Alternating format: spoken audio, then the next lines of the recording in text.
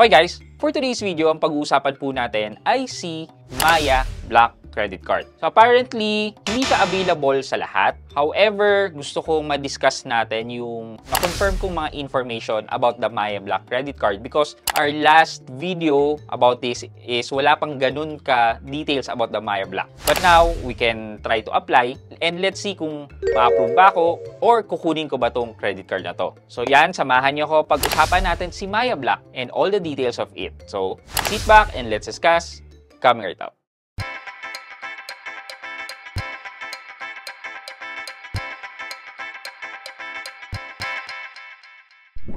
Hi guys, this is Pat and you're in Pat Quintos Review TV. So if you're new to my channel, I do reviews about personal finance na meron akong experience or meron na akong knowledge na ginawa ko na yan na videos and playlist na makita nyo dito sa taas. At kung bago kayo dito sa channel ko, you may want to consider subscribing to my channel. Okay, so guys, this is in no way sponsored by Maya. Hindi po to sponsored ha. Gusto ko lang pong i-share sa inyo yung naging experience ko in trying to apply a Maya Black credit card. So, what are the information na na-confirm ko about Maya Black? Maya Black credit card is not a black card. Yan yung unang-una. Pangalan lang po yung black. Hindi po talaga siya yung black tier card. So, nakalagay din po dito sa card na to na platinum card daw po siya. So, yun po yung una. Pangalawa, the Maya Black card is offered both for a secured credit card and unsecured credit card. Meaning, kung hindi ka ma-approve for an unsecured credit card, you are 100% approved naman for a secured credit card with a minimum deposit requirement of 20,000 pesos, which can give you around 80% of your security deposit. Also, since in-offer din nila yung unsecured credit card, well, you are very lucky if you receive an approval for a credit limit with Maya Black credit card nang hindi nangangailangan ng security deposit. So, those are the information na na-confirm natin. Now, let's try applying kay Maya Black. And let's see kung ano yung ibibigay niya sa akin, kung secured credit card ba siya or unsecured credit card. Okay, so click natin yung apply now and then scroll natin pababa. Tapos, yan, apply now. Confirm lang natin yung mga missing information natin. And then, on this page, mag-ask na yan kung ano yung gusto mong pangalan na ilalagay sa card mo.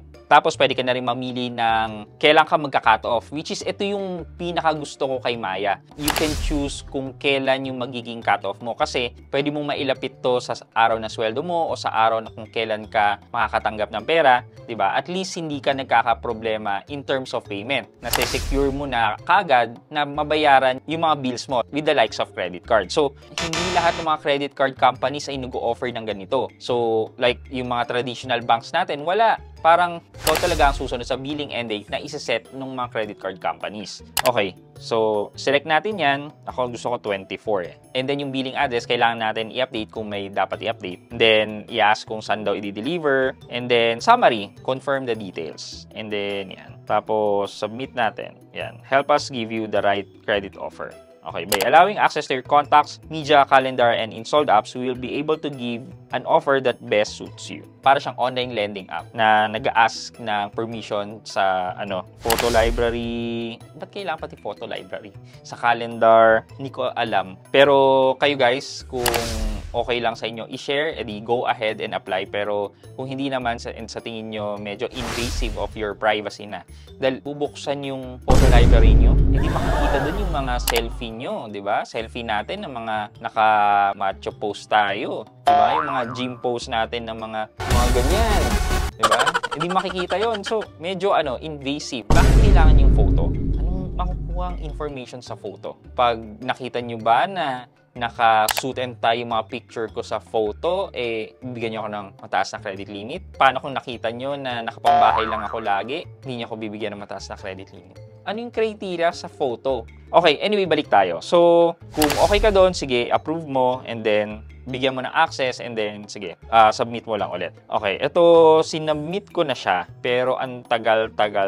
Pause muna natin to. Yan, nag-update naman siya from hold tight, naging please wait while we process your request. Okay, ayan, nag-message na siya. Sabi niya, we're ready to give you a credit card. Open a security deposit account with at least 20,000 to secure your Maya Black credit card. Build your credit score and work towards an upgrade with a higher limit and no deposit required. Ang tanong, kukunin ko ba to? No? Ba't ko kukunin to? Binigyan nyo nga ako ng Landers Landers na mataas yung credit limit. Kasi ito, para saan? Ba't ko kailangan ng additional card na secured credit card? Ang dami ko na nga credit card na hindi ginagamit, magdadagdag pa ako, tapos secured pa. For me guys hindi naman sa sinasabi ko pangit. For me lang guys, hindi suitable itong card na to para sa akin. Kasi, yun nga, may security deposit. Though, yeah, kung unsecured yan at binigay mo sa akin, edi sige, tatanggapin ko. Pero kung mag-a-apply talaga ako for a secured credit card with my current standing na carded individual naman ako,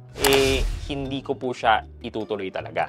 However, ang gusto ko lang i-stress out ay napaka-helpful po netong secured credit card ni Maya for those people na nahihirapan talagang kumuha ng credit card. Na-explain ko na po yan sa inyo on our previous videos na kung magpapaganda ka ng credit score, this is one way to build your credit score. And kung gusto nyo malaman yung discussion natin all about credit score, check nyo na po itong video na to. Okay, for our question of the day po, nakita nyo po yung mga permission na inask ni Maya to gain access para sa application nyo. Ang tanong ko po is, ano po talaga ang relation ng photos sa application natin? How will gaining access to our photos give us a better chance in approving our credit card application? Ano po ba? Ano sa tingin nyo? Bigyan nyo po saan kayo mga wildest reason. So kung ano sa tingin nyo, kung bakit nila kailangan ng access sa photo para mabigyan lang tayo ng higher chance of approval. Or maybe meron naman talagang valid reason.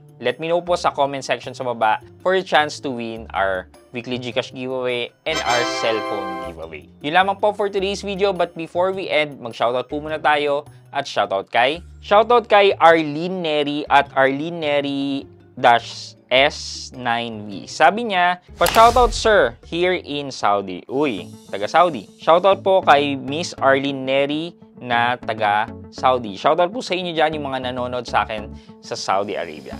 Thank you so much. I hope you can like this video, leave a thumbs up, and if not, wala na problema dyan, but continue to support me by subscribing to my channel by clicking the subscribe button and also the bell button sa tabing subscribe para makareceive kayo ng latest notification sa lahat ng upload ko. Again guys, this is Pat Quinto and you're in Pat Quinto's Review TV. Bye-bye!